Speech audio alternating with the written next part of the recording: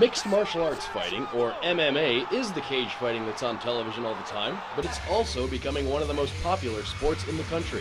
And for two local athletes, it's a way of life. Tamdan McCory is a student at SUNY Cortland, but is known in the MMA world as Barn Cat, and he credits MMA for his development as a person, which has led him to the top of the sport, Ultimate Fighting Championship.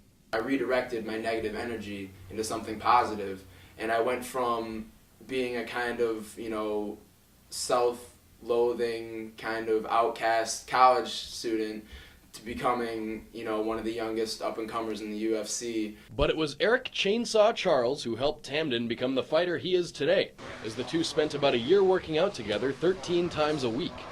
Erik's fighting displays have made him somewhat of a celebrity across the region. But I didn't have anybody else to beat on, so, it had to be him. And then he started getting good.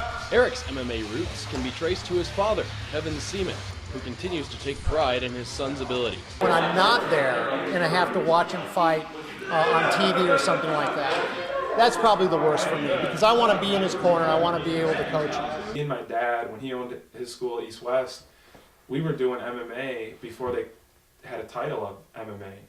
MMA has grown to become its own discipline, coming from a combination of fighting styles. You can't just be a good boxer, you can't just be a good Thai boxer, can't be just good at jiu-jitsu, you have to be good at a whole spectrum of things. But today, as Barn Cat and Chainsaw dedicate their lives to the sport, they run Central New York's premier MMA training centers, CNY MMA in Cortland and Binghamton.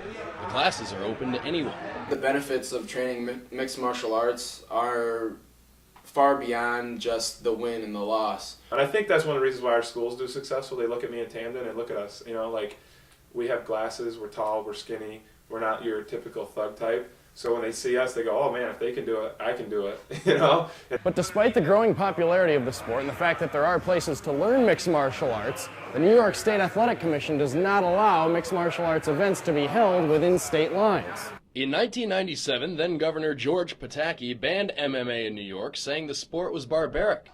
But today, with UFC campaigning to legalize the sport in the Empire State and more developed rules in the sport, those in MMA think the Athletic Commission will catch on. I think it's only a matter of time before, they wisen up and they'll get on the bandwagon and approve it. The situation with New York is that it's always been a little bit behind the times, and unfortunately, especially in athletics, they see it from a long time ago as considered prize fighting. Tamdan fought in Newark, New Jersey, sold out 16,000 fans in Newark.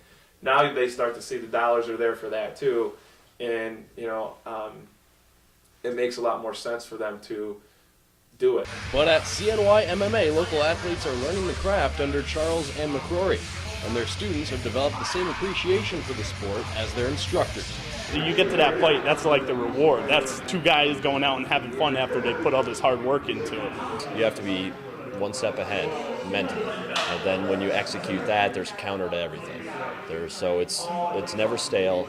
We've seen the benefits as far as martial arts for ourselves, and now it's like giving it back. As more people try MMA and the demand for events in New York continues to increase, the State Athletic Commission could be on its way to tapping out to mixed martial arts. Doug Plagens, NCC News.